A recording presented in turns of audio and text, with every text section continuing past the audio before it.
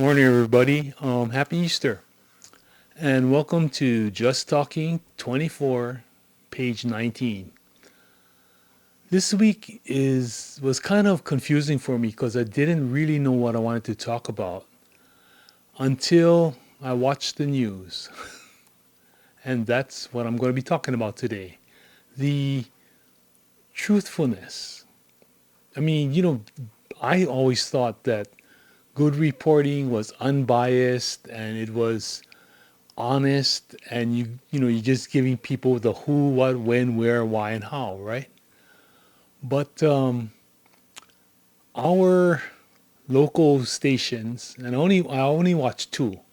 You've got CNN, you got everything, but I like to watch the local stuff because in Hawaii we're very isolated, so we really should be alerted and aware of what's happening around us. And so I choose to watch two main stations. And the reporting, I gotta admit, the reporters nowadays, they're not investigative reporters, really. They go out, they cover a story, but they really don't get into it, especially if it's political. Like, I'll give you an example. Earlier in the week, I saw, and this was a national feed, but only one mention of it about Tulsi Gabbard. And there may be a case that she voted improperly or something. Yeah, it was an improper vote. Let me tell you what happened. Okay, Tulsi, she's originally from Hawaii, and she bought a residence, well, she got a residence in Texas. And I'm pretty sure that it's under the advisement of, Mr. Trump, because Texas has no personal taxes, income taxes. So it makes sense to, if you can have a residence, your primary residence is in Texas, you pay no personal income tax, and you just gotta pay to Uncle Sam, which everybody has to pay. And Hawaii, I believe our personal income taxes can go up to 16%. Like, I'll give you a good example. Say you win $1 million on a jackpot in Vegas. Ooh, big bucks. Okay, you may not believe this, but out of the million, you'll get 334,000. That's it. Out of $1 million, you'll make 334,000. The reason for that is Uncle Sam is going to take 48% winning tax. Winning taxes, gambling taxes. 48%. That's almost half. The state, when you come back to Hawaii and you file your taxes, the state is going to charge you another 16%.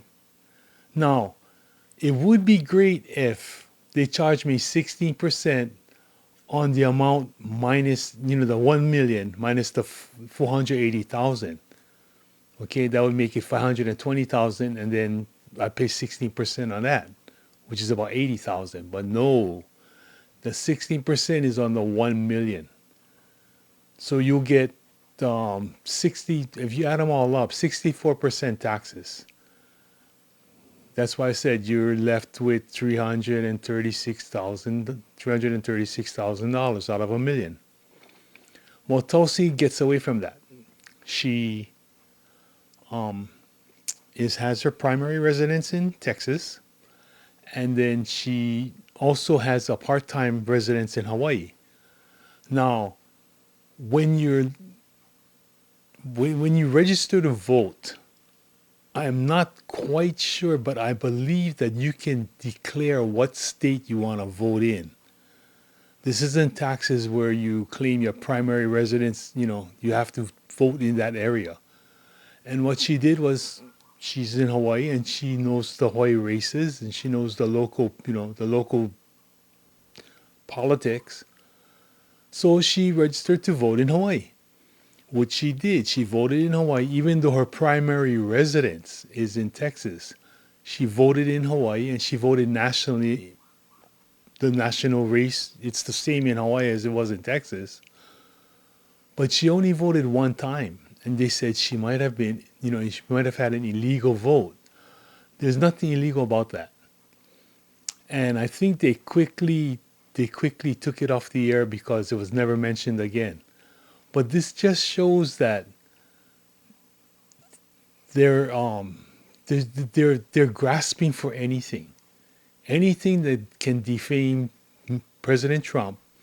They're doing it. Look at the immigration things they're doing now. ACLU had to get in and question the immigrants' due process, and I don't know how that works. I guess illegal immigrants have due process. They, yeah, the habeas corpus can also govern an illegal immigrant. I don't get that. I really don't. That has to be decided by the court. But the Supreme Court, I think, wants to. That's why they made this Venezuelan deportation. They stopped it. It's time for a showdown. It's time that they got to lay down the rules and how it goes. Actually, the legislature could do it. Excuse me, not legislature. I keep calling them legislature. Congress could do it if they pass a law. But yeah, right. I'd rather have 9 guys than 435, people trying to make them decide on something. Sorry about the noise. I mean, it is. I mean, it's early. It's like 2:30, but I guess the guy's still coming home from the bar. But anyway, so this is going to be interesting. I want to see how this works out. But you see, the reporters, they don't do their homework. Watch them when they uh, interview Caroline Levitt. You have all the reporters in the room. One asks a question, she gives them an answer. The next one asks them almost the same question, they just reword it. She gives them the same. She goes, "I just told you the answer." And it's things that people can read. They can investigate and get the answer. They don't need to ask the question. All they're fishing for is a misspeak. I guess you'd call it a misspeak. That's what they call it now. When you screw up and you say the wrong thing, and we all do. I mean, no one's perfect. No orator is perfect. But they just fish for it and fish for it. It's getting sickening, but it's also showing how how desperate everyone's getting. Not everyone, just one political party, and they're grasping at straws. Every little thing they can jump on, they jump on. We had a news article just a few days ago, and they they blamed Trump's tariffs on this restaurant closing. You know, and they said, and his argument was that the takeout containers that they're using, he used to pay $1.25 for them. With the tariff, they went up to $2. And I'm over there saying, no, wait a minute. If the tariff is 15% and you're paying $1.25, figure it out. 15% of $1.25, that's only 19 cents. You know, so from $1.25, it should go up to $1.44, maybe, right? 19 cents. But it went up to $2. Where's President Trump on that? No, that's your middleman. Okay? And if your product cannot afford a 75-cent raise in the whole product, because the plate lunches we're talking about, the takeouts, they used to be cheap. They used to be affordable. Now you can go up to this one place, this one drive-in, for a bowl of oxtail soup runs you $28 takeout. Yeah, it's ridiculous, folks, and that's why. And But that couldn't be a reason why his sales went down, yeah, those high prices. I really don't think that's the reason. It's all because of Trump's tariffs, and that's the spin they put on it. Other companies saying we have if it goes out of if the tariffs remain, we're going to go out of business because we can't afford it. Well, if you run a business and you run a tertiary business and you're a middleman and you're selling from another country almost solely, then brother, either you get into another business where you have to actually use your brain, or you just take a smaller cut in your um, profit, or just pack up, close up shop and go. I mean, that's the really simple. A lot of the places, production on the mainland, okay, they're blaming Trump's increase in the tariffs on on the price of their place of their product. If you say I put together electrical motors, that's my business. I manufacture electrical motors. You have different components. You have the condenser, you have the armature, you have the can, you have the magnets, the wiring, the switches, everything. All these different places. If you're stupid enough to put all your eggs in one basket, and that's what they tell you, that's the first thing you don't do. You don't put all your eggs in one basket. But if you put all your, you buy from only one source, and that source gets affected by this kind of injunction or this kind of action, then you deserve, even though you say it's made in America, it's made in America by parts in another country. And I mean, I got nothing against that. I'll put it together if I buy my armature from Germany, I buy the can from England, I buy the switches from China, I buy the wiring from Mexico. If you buy it from all over the world and you put it together and you put a good product together, and that's going to be the next thing I'm going to talk about, then you can withstand something like this. But if you put all your eggs in one basket, when you drop that basket, all the eggs break. That's as simple as that. Um, the thing I wanted to talk about is, okay, Trump wants to bring the jobs back to America, right? Okay, I'm all for that. I really am. But the thing that's going to screw us up is the American worker. They don't have pride.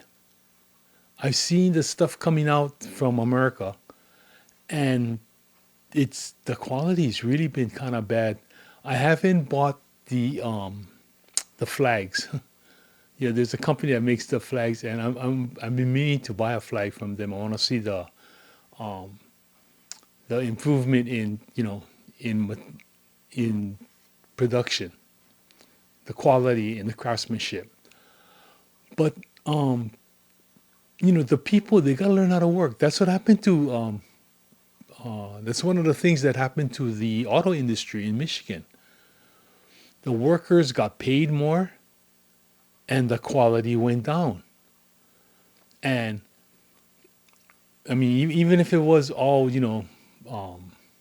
what they say robotic, it wasn't. There's a lot of handmade stuff in there.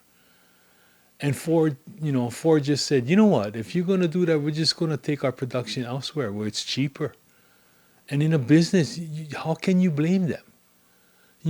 If I'm going to pay 10% of what I pay in America to have my same product built, you can give me a 25% tariff.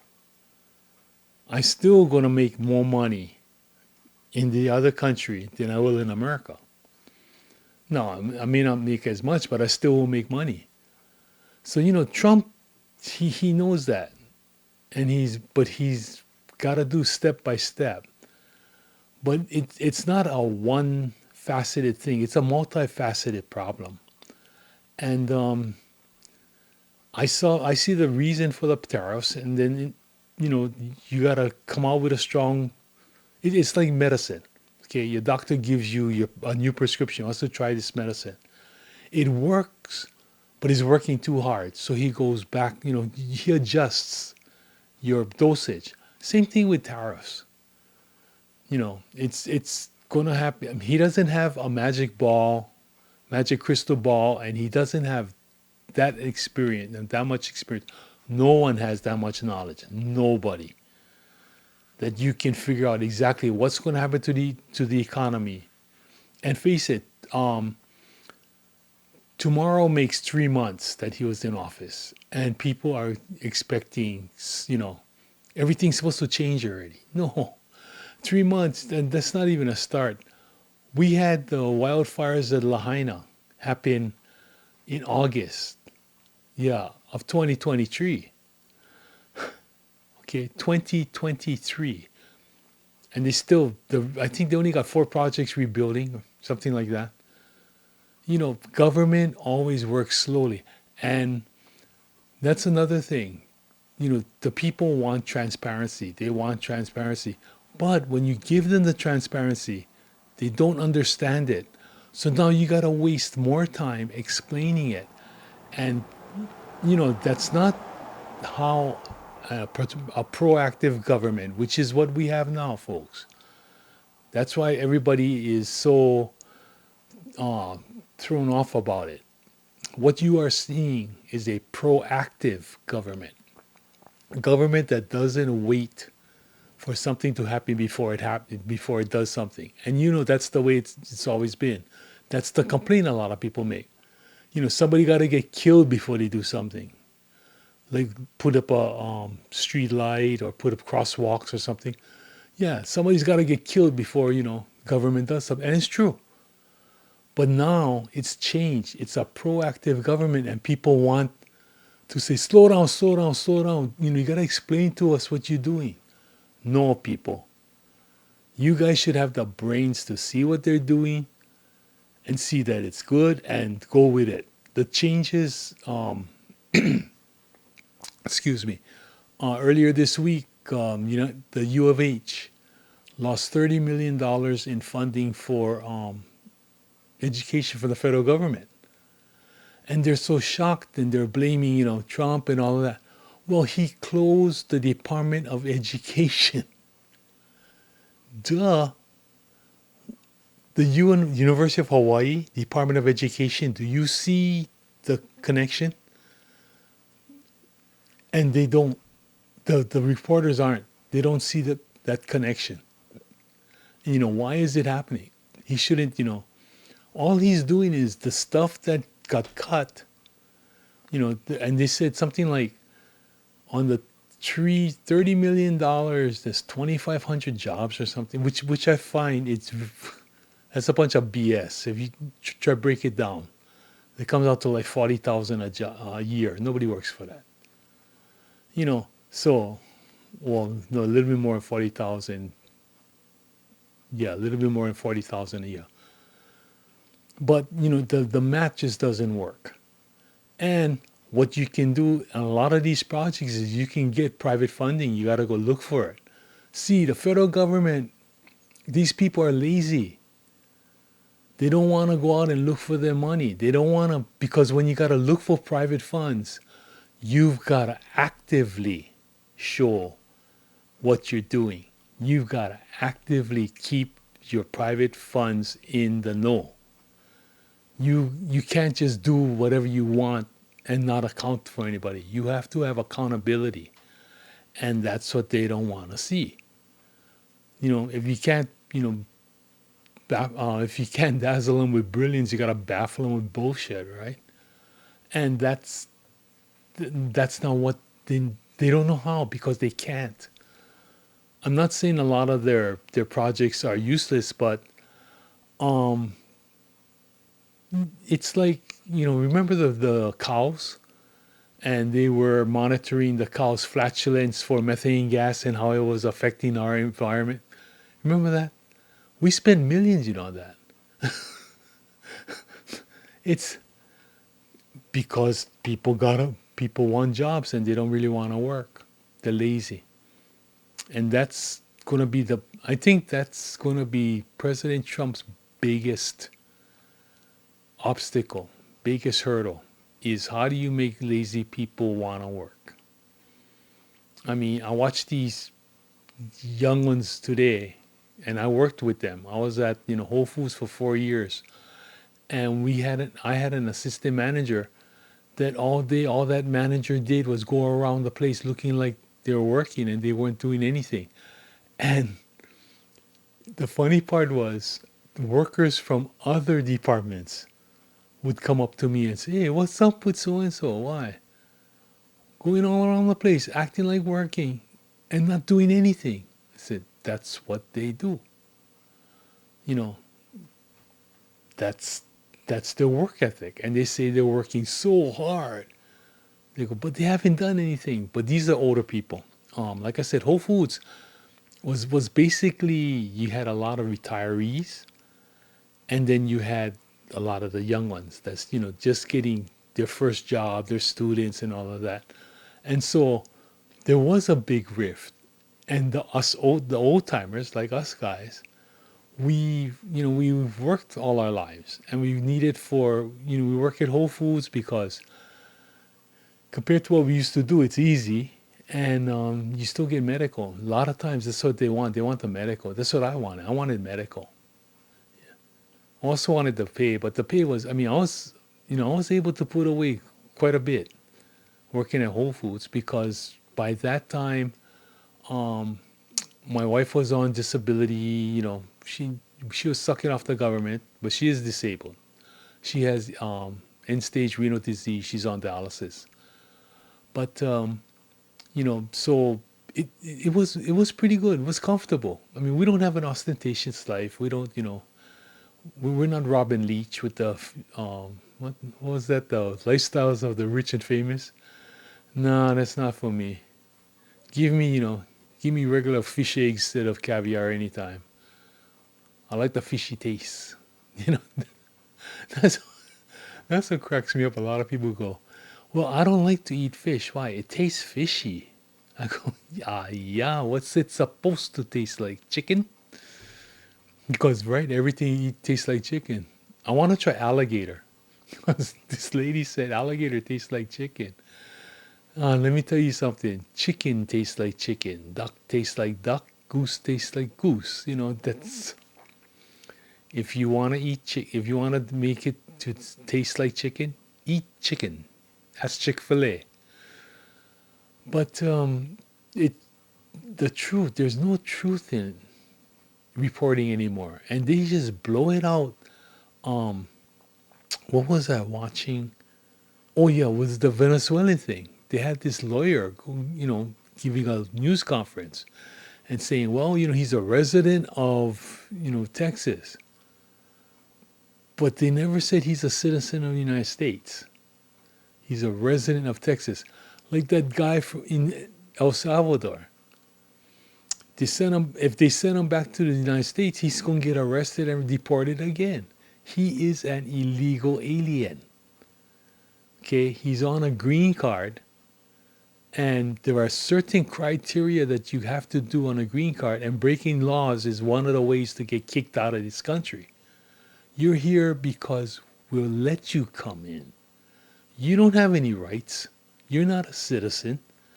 You are a, a guest. You have a green card. You're a guest. And it's a privilege to be a guest. Anytime you have a privilege, you have to earn that privilege. You have rules that the person that lives here don't have. And that's what they don't understand. And I don't know why. It's a very simple,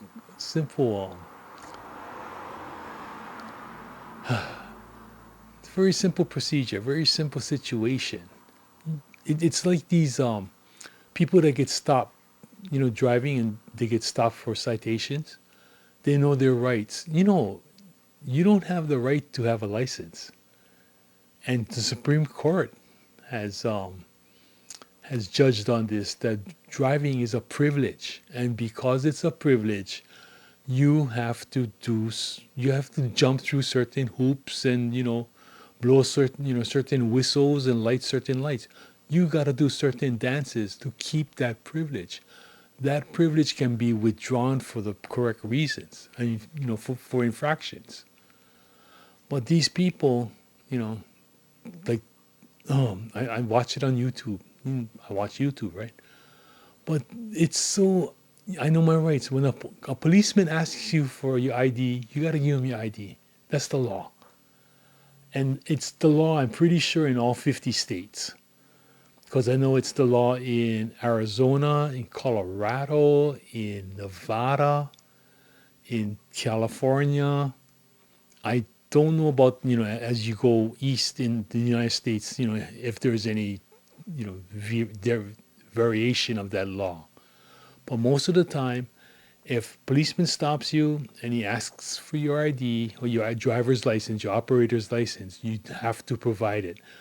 When we got, when I got my driver's license, I signed a paper, well, a card. It was a card. It was like a 5x8 card or a 5x7 card, and you gave your thumbprint and you signed the card. And that card, you agree to abide by the laws of Hawaii, the state of Hawaii. And that's how you got your license. And so if they're following the laws and you agree to it, that means you're bound by your signature. But these people, they don't want to do it.